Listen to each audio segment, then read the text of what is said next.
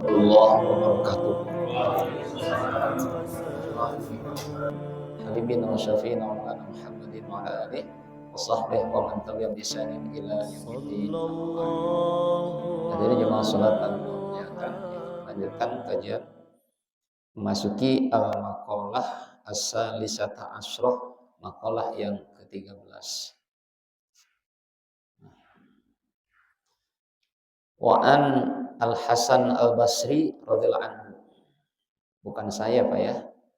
Yang dimaksud di sini beliau adalah wa huwa min akabirit tabi'in. Beliau ini salah satu ulama besar di kalangan tabi'in. Ya, sahabat tabi'in berarti golongan salafus saleh al-awwalun. Tabi'in, tabi'at, generasi kedua setelah sahabat para tabi'in. Gitu. Nah, tetapi kalau tabi'in ini adalah mereka yang tidak berjumpa dengan Rasulullah SAW. Kalau sahabat hidup di zaman Nabi hidup. Soalnya, jadi kalau sahabat itu generasi sahabat adalah mereka yang hidup di zaman Nabi hidup. Tapi kalau tabi'in nggak ketemu. Nah, tabi'in gurunya siapa? Gurunya yaitu sahabat. Kalau sahabat langsung berguru kepada Nabi, ngaji kepada Nabi, duduk bersama Nabi, nanya langsung kepada Nabi. Nabi meninggal, kemudian para sahabat menyebar seluruh dunia. Orang-orang beriman, orang-orang ini luar daripada Mekah, Madinah, ya. Mereka kemudian belajar agama, bergurunya kepada siapa? Kepada para sahabat. Jadi tabi'in ini adalah periode kedua setelah para sahabat. Di antara ulama besar di kalangan tabi'in yaitu Hasan Al-Basri radhiyallahu anhu. Beliau mengatakan atau memberi nasihat kepada kita 3 perkara. Apa yang pertama? Man la adaba lahu la ilma lahu. Yang kedua, man la sabara lahu la dina lahu. Yang ketiga, wa man la wara'a lahu la zulfa lahu. Apa nasihat yang pertama? Yang pertama kata beliau, man la adaba lahu la ilma lahu. Siapa orang yang tidak memiliki adab, siapa yang tidak punya etika, yang lagi viral nih kata etika nih ya, sempat ramai kata-kata etika ini. Man la adaba lahu, siapa yang tidak memiliki etika, tidak punya adab, la ilma lahu, maka pertanda dia tidak memiliki ilmu. Apa maksud daripada kalimat ini? Ternyata begini, ada tidaknya keilmuan seseorang bukan berarti patokan dia tahu atau tidak tahu. Tapi patokan ilmu seseorang adalah adab. Itu patokannya. Karena kalau orang hanya mengandalkan ilmu saja, kepintaran saja, tanpa diiringi dengan adab, maka ilmunya tadi akan membawa madorot. Baik madorot untuk dirinya sendiri maupun madorot buat orang lain. Pinter dia, sekolah tinggi, S1, S2, E3, tapi nggak punya adab. Apa diantaranya? Sombong, petatang petenteng, merendahin orang lain, ya, selalu mencaci maki orang lain, merasa dirinya paling benar, ngeremehin kemampuan orang. Itu kan namanya tidak beretika, tidak menghargai orang lain. Walaupun sehebat apapun keilmuan dia, dianggap orang ini bodoh. Nauzubillah min.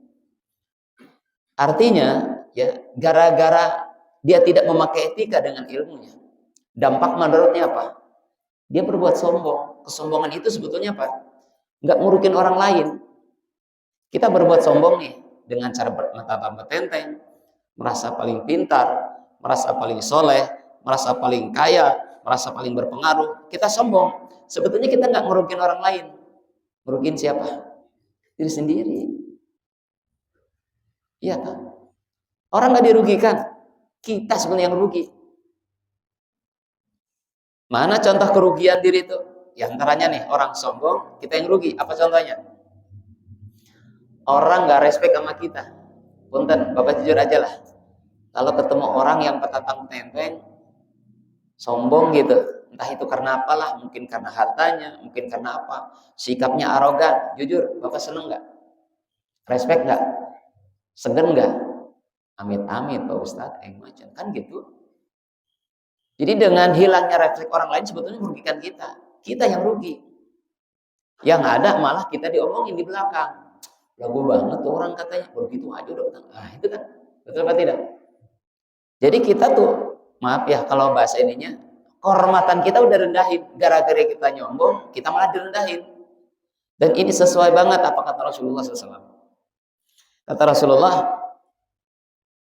man tawaddu'a lillah rufi'ah, wa man takabbara wudi'ah. Dalam kitab Muntakhabul Hadis.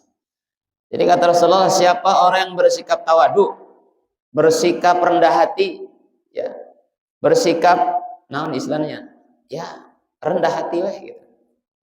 Tidak sombong kalau tawadu.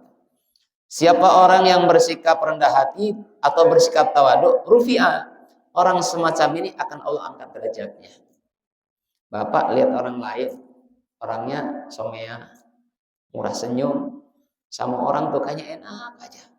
Padahal dia orang kaya, padahal dia pejabat, mau duduk sama orang miskin, ya, menyapa orang lain, assalamualaikum Pak, kumaha damang.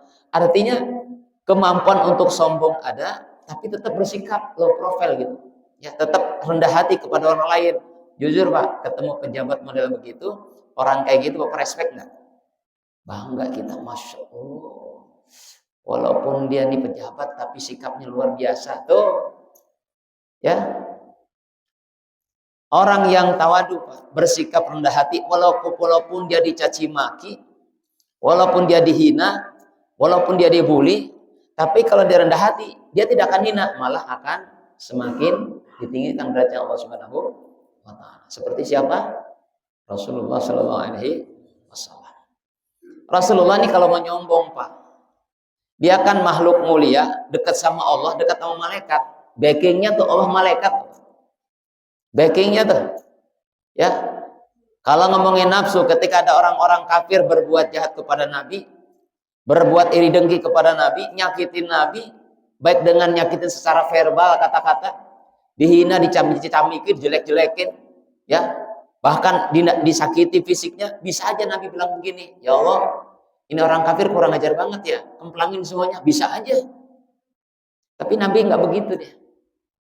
Sikap ketawaduannya ditunjukin. Betul apa tidak? Dia nggak sombong. Yang macam-macam ya. Saya panggil Jibril loh, nggak begitu. Dia tetap merendah saja. Tapi lihat endingnya. Sikap Nabi yang tawadu menghadapi kebodohan orang lain, sikap rendah hati Nabi menghadapi jahilnya orang lain, ujungnya apa? Justru orang-orang kafir yang tadinya benci jadi cinta. Itu buah daripada ketawaduan. Lihat. Walaupun Nabi dihina, tetap kedudukan Nabi tinggi di hadapan Allah dan manusia. Semakin tinggi. Gitu ya. Itu kata hadis Nabi. Jadi siapa yang bersikap tawadu, Allah angkat derajatnya. Sebaliknya, waman takabbara wuti'a. Siapa orang yang bersikap takabur, sombong. Saya bilang sombong ini faktornya banyak. Imam Ghazali mengatakan sombong itu kan bisa jadi karena harta. Ya, makanya orang berharta ini punya harta banyak Pak ya. Orang yang berharta banyak ini potensi sombong banget, potensinya ada, karena memang orang kaya ada yang disombongin Pak. Cuman lebih parah lagi kalau ada orang miskin sombong. Kalau orang kaya sombong kan pantas ya, tapi kalau orang miskin sombong enak ya benar ya. Siapa lagi? Orang yang punya jabatan, kata Imam Ghazali, bisa sombong karena nasab.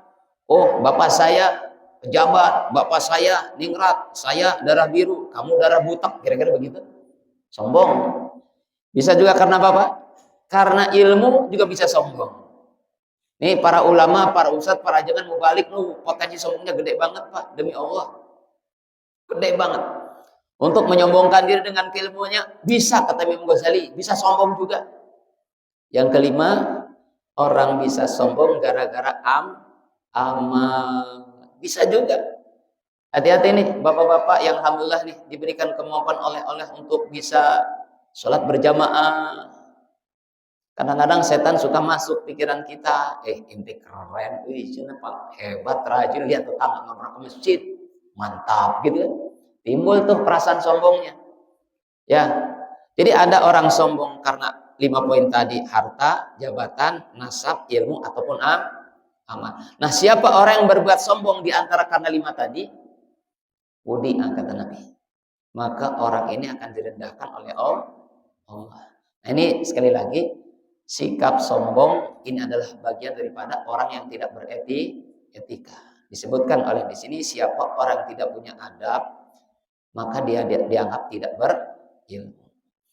Saya sering sampaikan ke Bapak ya, kisah iblis diusir daripada surga itu gara-gara apa?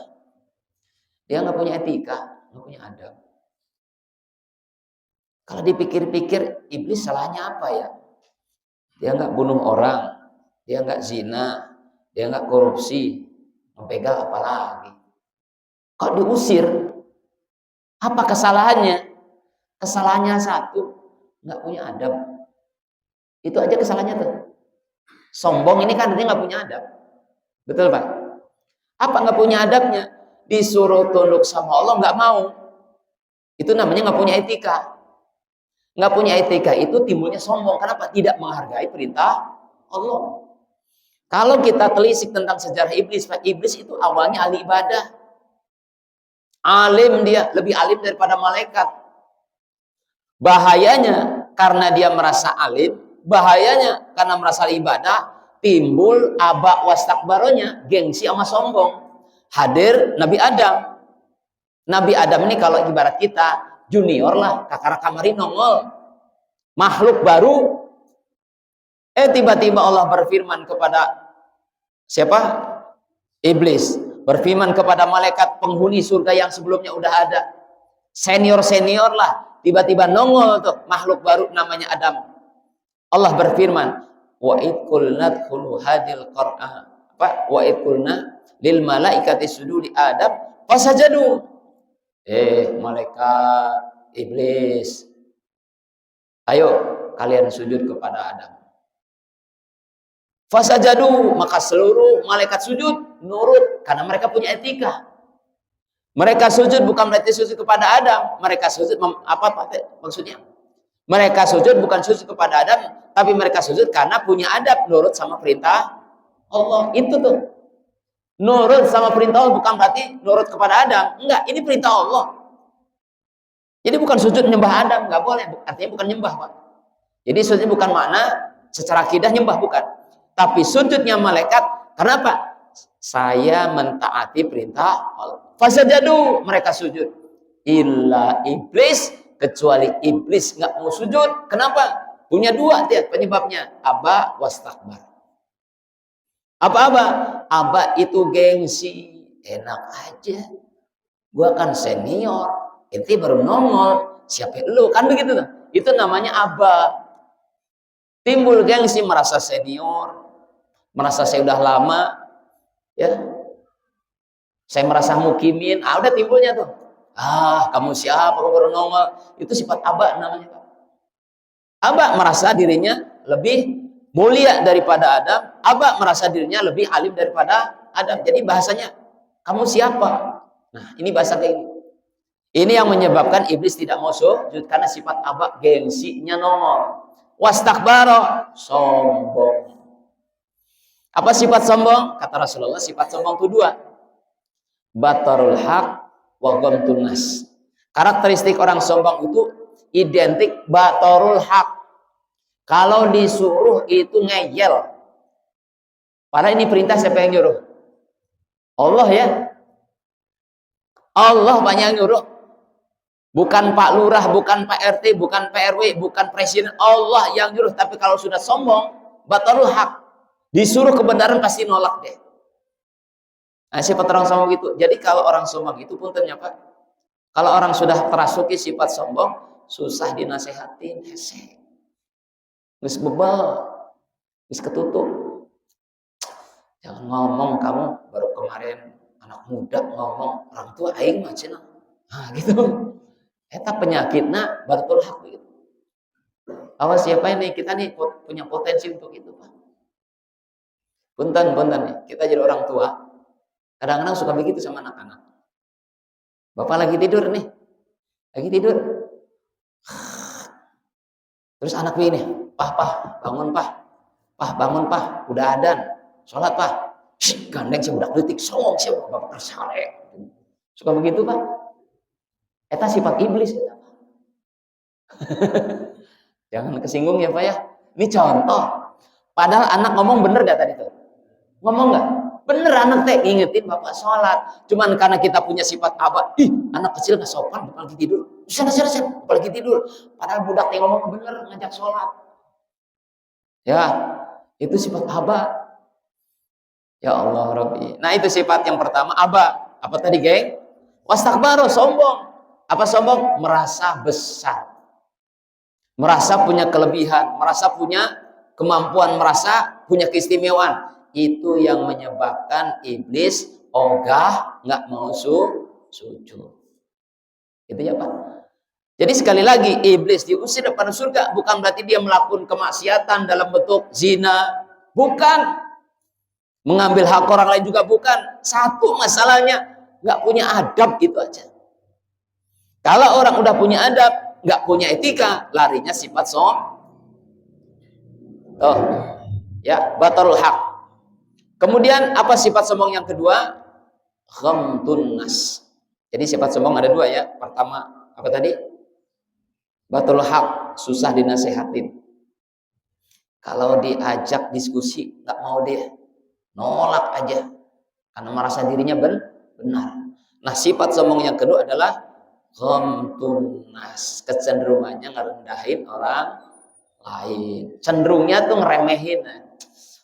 Alah, maneh saha cenah kakak. Nah gitu. Hati-hati ya. Kembali lagi nih. Hati-hati, setinggi apapun ilmu seseorang, ya kalau kita bicara tentang hakikat, Pak. Bicara tentang hakikat, sebetulnya manusia ini nggak pantas sombong. Betul, Pak? Sesempurna apapun diri kita, tetap kita nggak bisa sombong. Kita mau nyombong gara-gara harta, sok mikir. Itu harta dari siapa? Allah. Terus saya mau tanya, kalaupun sudah di tangan kita, emang milik kita? Titipan, Pak. Betul, Pak? Ini jadi kalau bicara hakikat, saya yakin orang nggak bisa sombong. Wah, Bapak hebat ya.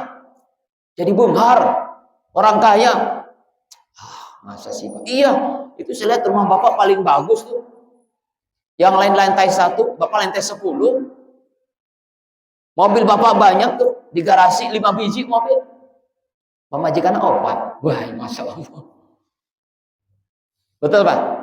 Maka orang yang punya rasa, ngerti hakikat, aduh, punten Pak, rumah saya, mobil saya, istri saya, kontrakan 1000 pintu, itu bukan punya saya, Pak. Eta mengantitipan. Tuh, lihatin, kalau ngerti hakikat. Karena dia merasa itu dia nggak punya apa-apa. Betul, Pak? Ini kalau bicara hakikat. Orang kalau ngerti hakikat, sebanyak apapun harta yang dia punya, nggak bisa sombong. Nggak izin ngaku-ngaku kita lebih kurang. Gitu. Betul. Orang kalau merasa kita ini cuma dititipin, kita mau nyombong apa tidak? Tuh, Pak. Ya. Ya.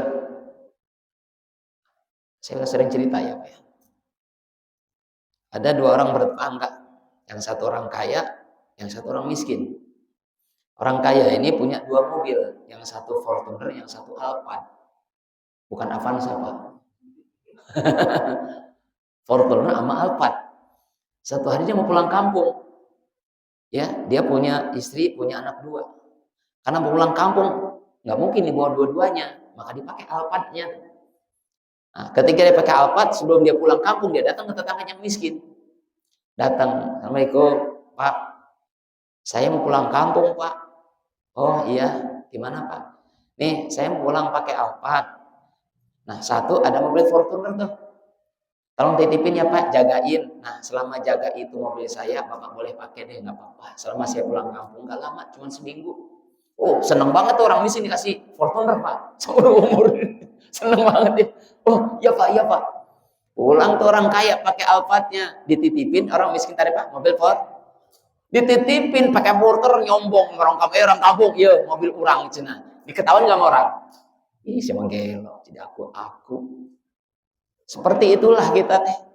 Jadi kalau ada orang kaya petantang-petenteng, patut kita tertawain, Pak. Siapa harta Allah di aku, kira-kira begitu. Betul, Pak? Betul apa tidak?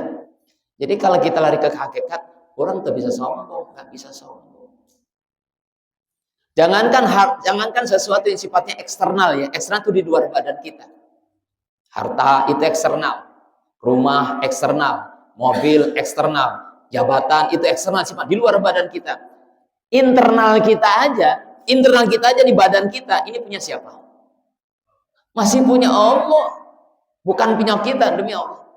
Ada orang muji, aduh bapak meni ganteng pisan, cenah kos Thomas Georgi, astagfirullah. Contoh ya, aduh pak cenah.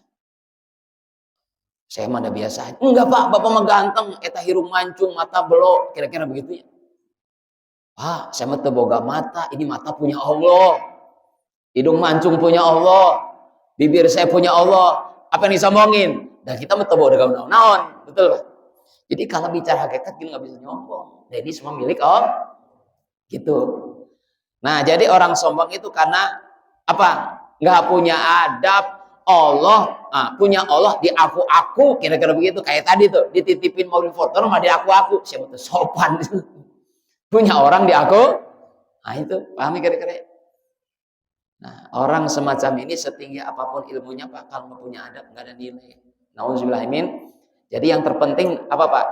Ilmu di atas ilmu adab. Kedudukan adab tetap di atas ilmu. Sebanyak apapun ilmu kita, adab tempatnya ada di atasnya ilmu. Ya, itu Imam Malik. Imam Malik Pak, gurunya siapa? Imam Syafi'i. Itu ketika beliau mau mondok, dipesenin sama ibunya. Dipesenin sama ibunya, kata ibundanya, ya Imam Malik, berangkatlah kau ke Madinah karena di sana ada seorang ulama namanya Syekh Adawiyah. Belajar kau ke dia. Terus pesannya apa? Ta'allam min adabihi ba'dahu al-ilm. Pelajari dulu dari ilmu. Pelajari dia tentang apa? Adabnya. Jadi kalau kau datang kepada Syekh Adawiyah, sebelum kau belajar ilmu, belajar adab dulu. Baru setelah kau paham adab, baru kau belajar ilmunya. Jadi ternyata asas kemanfaatan seseorang dalam ilmu bukan ilmunya, tapi adab dulu dipelajari. Makanya lihat orang-orang dulu Pak ya, ilmunya barokah nggak? Barokah. Orang yang hidupnya ratusan tahun yang lalu sampai hari ini masih dipelajari ilmunya. Apa rahasianya? Apa rahasianya Pak? Ternyata kalau kita buka rahasia mereka, semua rata-rata para ulama dulu lebih mengutamakan adab. Hari ini puntennya Pak, ini kritik sosial lah buat kita semuanya, termasuk saya pribadi. Kenapa kita melihat kayaknya kok beda ya? Maksudnya gimana nih? Lembaga pendidikan di mana-mana, betul Pak? Perguruan tinggi di mana-mana, sekolah di mana-mana, yang umum, yang Islam, SDIT, SMPT. Tapi kok kayaknya nilai moral kayaknya punten bukan semakin meningkat tapi semakin menurun. Fakta ini bukan hoax ya, fakta. Sering kita dengar di sekolah-sekolah banyak anak ngebully, betul? Pembulian masih ada nggak? Masih ada. Ya, kita lihat kemarinnya video ya, ada anak perempuan digebukin sama anak laki-laki, lihat Pak, dijambak, ditendang, kan miris kita. Jadi anak-anak sekarang yang namanya pembulian, kenakalan remaja, bahkan nauzubillah ya, sampai pada pelecehan seksual. Ini kan berkaitan apa? Semakin rendahnya moralitas. Yuk kita tarik nih, benang merahnya apa sih? Penyebabnya apa? Oh, ya. Kenapa Pak? Di antaranya ketika dalam pembelajaran nilai adab kurang kedepankan. Kita nih para pesantren Pak, ulama-ulama udah ngajarin, sebelum kamu belajar fikih, sebelum kamu belajar ilmu nahu, sebelum kamu belajar akidah, sebelum belajar ilmu apapun, ngaji kitab adab dulu, baru kalau sudah paham boleh yang lain. Itu begitu. Makanya setinggi ilmu apapun mereka adab dulu, patokannya adab aja. Makanya tuh jadi orang-orang dulu mah Pak, walaupun mondok nggak di pondok yang keren, Masya Allah saya di Banten ngalamin Pak, pondok reot panggilannya Pak Pur, pondok reot, tahu pondok reot Pak, yang gubuk ngalamin. Dulu di Kiai Syafiq itu masih sederhana, sekarang udah bagus banget. Dulu kita ngalamin, jadi satu kobong tuh 5 orang Pak. Pondok ini pondok reot lah, karena semacam gubuk. Dulu waktu kami mondok nggak ada SPP, kayak sekarang belum apa ditodong SPP. Dulu nggak ada SPP, cepat Kiai Syafiq teh, sing penting budak mondok, arek mawa singkong kek, beras kek, geus dahar sorangan, gitu ngomongnya. Yang penting anak mau ngaji, bawa beras sendiri, masak sendiri, gitu. Pokoknya pakai tahunya kamu ngaji, nggak pernah dipungut bayaran. Tapi jadi semua tuh orang-orang dulu Pak, betul Pak? Barokah. Kenapa? Yang kita ingat, saya ingat. Oh benar, ketika kami ngaji dulu pertama kali yang diajarkan bukan kitab lain, yang diajarkan kitab adab, namanya kitabnya Ta'limul Muta'alim. Masih ingat? Supaya apa? Kalau kita sudah memahami ilmu adab, ya diaplikasikan ini ilmu adab, insya Allah sebanyak apapun ilmu yang kita punya barokah. Bahkan mohon maaf nih, selemot-lemotnya otak anak santri. Tahu bahasa lemot ya? Tahu lemot? Punten kalau ngomong bodoh gak enak saya ngomongnya. Nih santri belet, tahu belet? Hesep bisa diajarin tak hafal-hafal. Ayo hafalkan. Tak hafal-hafal, saking beletnya teh otak. Tapi kalau dia ngamalin adab Pak, subhanallah, jadi kiai dia. Ternyata yang membuka hazanah keilmuan, rahasia hazanah ilmunya Allah itu bukan kepintaran, tapi adab. Kayak gitu. Nah, jadi ini buat kita nih Pak, pelajaran buat kita nih. Sudah cukuplah fenomena kanan kiri kita lihat ya, ada kenakalan remaja, pembulian di sekolah. Ya cukup miris kita nih. Bagaimana anak kita jadi pelaku? Jangan sampai jadi pelaku terbawa dengan suasana demikian. Ayo penting ajarin adab. Ya, tanya kalau bapak tanya sekolah, Dek, di sekolah diajarin adab nggak? Enggak, udah mama papanya ngajarin adab. Insya Allah ya, karena sekali lagi kata beliau, orang yang tidak punya adab maka dianggap tidak berilmu, walaupun ilmunya banyak. Bagi dia itu nggak ada artinya gitu. Ya, pentinglah adab ya. Jadi bentuk adab itu banyak Pak. Adab itu kalau dalam taklim macam-macam ada. Ada adab kepada diri sendiri, ada adab kepada guru, ada adab kepada ilmu kita, ada adab kepada teman, ada adab kepada orang tua. Itu diajarin semuanya. Karena kalau kita mengamalkan poin-poin tadi, ada korelasi, ada hubungan dengan ilmu yang kita cari. Salah satu contoh, kita mau belajar Al-Quran. Contoh, Bapak ngaji nih, ngaji Al-Quran. Jangan Quran deh. Ngaji apa contoh? Ngaji fikih. Ya, ngaji fikih, jangan Quran. Walaupun Bapak ngaji fikih bukan Quran, orang yang punya adab, walaupun itu yang dipelajari fikih, tetap sebelum ngaji dia berwudu. Itu adab. Jadi nggak boleh Bapak habis buang air, ya masuk toilet, langsung pegang kitab fikih, ngaranna jelema teu boga adab.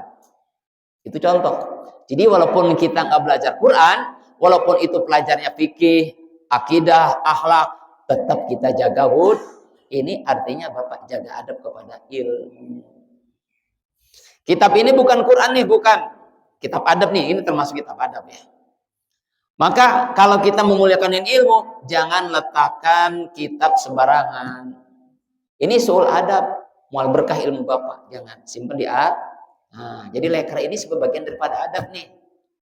Ya, jangan sampai kitab sejajar dengan kaki, apalagi di bawah. Berarti kita punya adab. Walaupun Bapak hatam ini kitab, mual barokah. Karena Bapak sudah melecehkan ilmu. Paham ya? Ini adab diterapin. Kita pesantren itu ketat banget Pak adab itu. Pak Kiai itu nggak lihat pinternya orang, nggak. Siapa yang pakai adab? Gitu. Adab kepada kitab, adab kepada ahli ilmu. Ahli ilmu siapa? Pengarang kitab. Ya. Makanya kita kalau ngaji selalu saya kirim Al-Fatihah kepada siapa? Kepada pengarang kitabnya. Sebagai apa? Sebagai bentuk terima kasih dengan wasilah doa kita kepada beliau dihantarkan. Kenapa? Karena dengan adanya kitab kita jadi belajar ilmu. Betul nggak? Kita nggak pernah ketemu sama pengarang kitabnya. Saya belum pernah ketemu dengan Syekh Nawawi. Udah lama banget, Pak. Ya nggak, walaupun satu kampung, sama-sama orang Banten. Tapi kita nggak pernah ketemu. Bagaimana bentuk cara menghormati beliau, menghargai beliau? Kirim suratul Al-Fatihah, kirim. Itu namanya adab kepada ahli ilmu. Gitu ya, Pak? Yang begitu insya Allah barokah. Ya, selain kita menghargai teman juga sama. Bapak kalau ngaji hargai sekitar kita. Punten, kalau anak pinter tapi dia ngerendahin temennya, nggak bakalan barokah tuh anak. Ya, nggak bakalan barokah. Yang pertama, lalu yang kedua, waman la sabara lahu la dina lahu. Siapa orang yang tidak bersabar atau tidak memiliki kesabaran, la dina lahu, maka hakikatnya dia tidak punya agama. Ada keterangan di sini ya. Yang dimaksud la sabarahu ala tahammul al balaya wa adal khal ala masyaqqati sinabil ma'asi wa ala ada'il faraid. Ya. Maksud di sini siapa orang yang tidak punya kesabaran, artinya apa? Orang yang tidak mampu, orang yang tidak punya kekuatan menghadapi segala macam musibah. Dikasih ujian, dikasih musibah, nggak kuat deh. Marah-marah, temperamen, caci maki, cari kambing hitam, bentak-bentak orang, nyakitin orang lain karena nggak kuat dengan musibah. Tahammul artinya ada kekuatan, ketabahan diri menghadapi balaya. Jadi orang yang sabar itu ada kekuatan menghadapi musibah. Nah, sementara orang yang tidak bersabar menghadapi musibah, ya, maka dianggap la dinalahu, pertanda dia tidak punya agama. Seperti orang jahil jadi apa? Insya Allah deh ya, kalau kita ngaji, kalau kita belajar nih, kita belajar agama nih, kalau kita ngaji, insya Allah deh, seberat apapun ujian yang kita punya, seberat apapun masalah yang kita hadapi, insya Allah kalau ngaji nggak bakalan stres, tapi kita kembalikan kepada Zat yang ngasih musibah. Siapa? Oh, betul? Iya, kan kita ngaji. Dalam Quran Allah sebutkan walanabluwannakum bi syai'in minal khaufi wal ju'i wa naqsin minal amwali wal anfusi was samarat wa basyiris sabirin.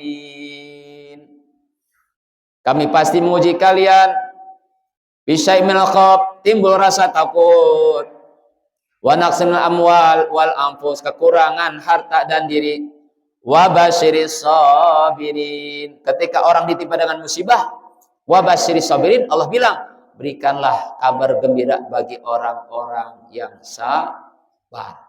Siapa mereka? Alladzina idza asabatum musibah qalu inna lillahi wa inna ilaihi raji'un.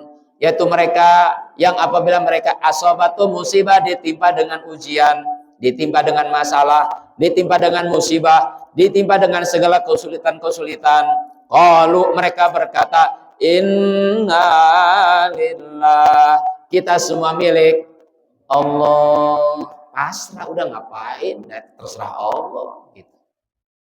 Diuji dengan sakit, badan saya milik Allah, lah terserah Allah gitu, Pak. Orang sabar teh teu masa boga awak sorangan, enggak merasa kenapa begitu, enggak. Ngapain pusing? Nah, badan kita juga milik Allah. Mau dibulak-balik kayak gimana juga tetap punya hak Allah. Itu namanya innalillah. Ada orang diuji dengan kehilangan. Orang yang sabar, innalillah. Kita ini milik. Kita ini siapa? Kita ini diri kita, harta kita, anak kita, siapa lagi? Apapun yang hari ini kita punya, hakikatnya milik Allah. Ada orang yang anaknya meninggal, innalillah. Ada orang yang istrinya meninggal, innalillah. Kenapa? Karena anak milik Allah, istri juga milik Allah. Ada orang yang jabatannya, mohon maaf nih, kerja kemudian dipecat, hilang jabatan. Wah, Kamu kasihan amat, hilang jabatan. Innalillah. Ngapain pusing Pak? Jabatan punya Allah. Allah ambil, Allah kasih, suka-suka Allah. Nggak stres orang beriman. Kenapa? Karena merasa kita nggak punya apa-apa, semua milik. Wa inna ilaihi raji'un. Orang yang sabar itu inna ilaihi raji'un. Maksudnya apa? Sesungguhnya kami akan kembali kepada Allah. Maksudnya apa? Bukan hanya kembali ruh kita kepada Allah, tapi maksudnya ketika kita punya masalah, kembalikan semua kepada zat yang ngasih mas. Gitu. Jadi orang beriman mah insya Allah anteng ya Pak ya. Nggak ada stres, nggak ada depresi, nggak ada sakit hati, nggak ada caci maki, nggak ada keluh kesah, apalagi cari kambing hitam, apalagi sampai bunuh diri. Kenapa? Punya masalah. Bagi orang beriman, bagi orang beragama, masalah itu bisa jadi kebaikan. Masalah itu bisa jadi datangnya pahala. Pak, Allah kasih masalah bukan berarti Allah dolim. Allah ngasih masalah sama kita bukan berarti Allah benci. Allah kasih masalah kita bukan berarti Allah tega. Justru dengan cara masalah itulah Allah kasih kita, Allah punya maksud. Ini kalau orang beragama itu mindsetnya positif Pak, selalu positif thinking, jangan pernah suzon sama Allah. Allah kasih masalah, kita berbaik sangka aja. Kenapa ya Allah saya kasih penyakit? Mungkin dengan cara sakit ini Allah ngasih kesempatan saya supaya istirahat. Betul apa tidak? Coba Bapak nih kerja nih dari Senin sampai Sabtu. Kadang-kadang lembur, minggu suruh masuk. Mau nolak sama bos gak enak. Aduh, kamu masuk ya? Aduh bos capek. Tak pecat kamu. Gitu katanya. Wah, badan mau istirahat. Tapi wasilah Bapak sakit, Bapak bisa izin gak? Izinin. Ternyata cara Allah supaya bisa istirahat, intinya mah gitu. Berbaik sangka aja. Oh, hikmahnya supaya orang bisa istirahat. Apa hikmah yang lain? Dengan kita sakit, hikmahnya apa? Hikmahnya supaya kita ingat diri kita ini makhluk biasa yang tidak punya kekuatan. Betul Pak? Sehebat apapun kita, wayah negeri megering. Supaya tidak timbul sifat sombong. Jangan kayak Fir'aun. Kenapa Fir'aun sombong Pak? Karena selama hidupnya Fir'aun gak pernah sakit. Itu artinya, Bapak tahu tuh. Jadi kenapa Fir'aun dia merasa sombong dan merasa diri Tuhan? Karena selama hidupnya gak pernah sakit. Itu hebatnya Fir'aun tuh. Tapi sombong ujung-ujungnya Pak. Kenapa kita sakit? Berbaik sangka. Oh, ternyata dengan sakit semakin kita ingat sama Allah. Coba liatin Pak, orang kalau punya masalah, dikasih penyakit nggak sembuh-sembuh. Saya yakin dia semakin dekat sama Allah. Zikir aja. Subhanallah, astagfirullah. Akhirnya kersehat mau boro-boro zikir Pak. Lagi jag-jag boro-boro ingat sama tasbih. Tapi kalau lo sakit, apalagi di opname, sana sini kabel, pegang tasbih. Astagfirullahaladzim. Dan ingat mati. Jadi wasilah sakit, ingat apa? Ingat Allah. Nah, disitulah hikmahnya. Jadi dengan cara itulah orang supaya ingat Allah, supaya zikir, supaya minta sama Allah. Ya Allah, ya Allah. Gitu nantinya. Coba kalau sehat begini. Betul Pak? Jadi itu maksudnya ya. Nah, orang yang tidak sabar menghadapi ujian, ladina lahu, maka hakikatnya dia seperti orang beragama.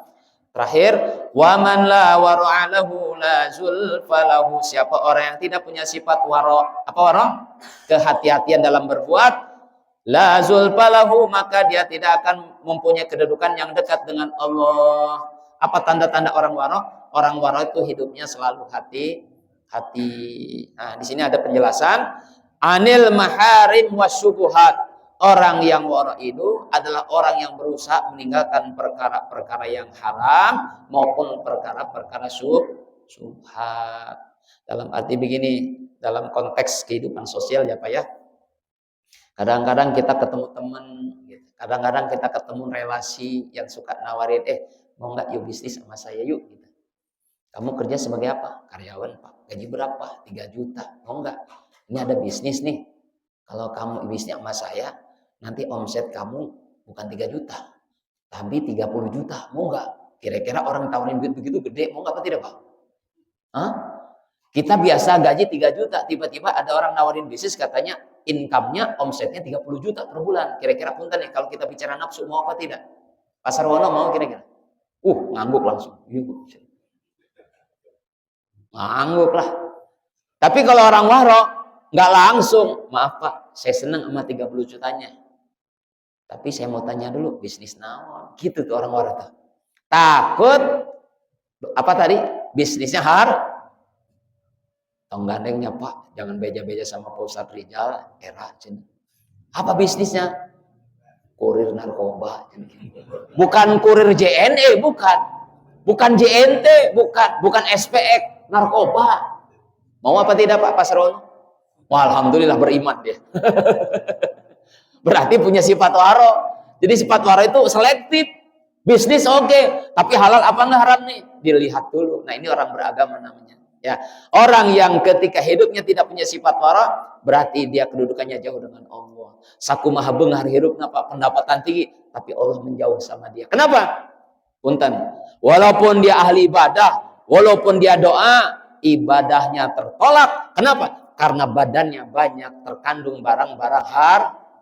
Nauzubillahimin dzalik. Paham ya? Masya Allah. Ini nasihat dahsyat, ini luar biasa. Jadi 3 perkara yang mesti ingat. Yang pertama, apa? Pentingnya adab. Adab ini insya Allah kita letakkan di atas ilmu kita. Ya. Kemudian yang kedua apa? Sabar. Karena tanda orang sabar berarti dia memiliki agama. Yang ketiga, sifat waro. Apa tanda waro Pak? Meninggalkan perkara yang haram maupun perkara subhat. Subhat itu apa? Subhat itu remeng-remeng, abu-abu. Tapi kalau kita dalam hati kita kayaknya ragu-ragu, tinggalin aja. Itu perkara subhat namanya ya. Kayaknya gak enak nih, gak jelas nih. Udah gini aja, kalau Bapak melihat hukum tuh, kan halal itu jelas, haram itu yang jelas-jelas aja lah. Ambil yang jelas halalnya, tinggalin yang jelas haram. Nah kalau ketemu yang remeng-remeng, tinggalin. Karena sifatnya subhat. Ya lebih afdal ditinggalkan. Lebih afdal. Baik, saya kira cukup ya. Mudah-mudahan bermanfaat. Kita tutup dengan doa kafaratul majlis. Subhanallah bihamdi, subhanallah bihamdika, asyhadu an la ilaha illa anta, astaghfiruka wa atubu ilaik. Assalamualaikum warahmatullahi wabarakatuh.